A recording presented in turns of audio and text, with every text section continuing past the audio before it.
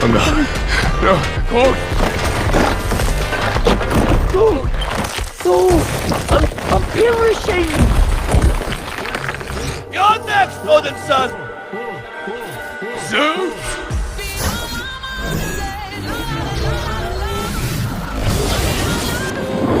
That's the sound of lightning.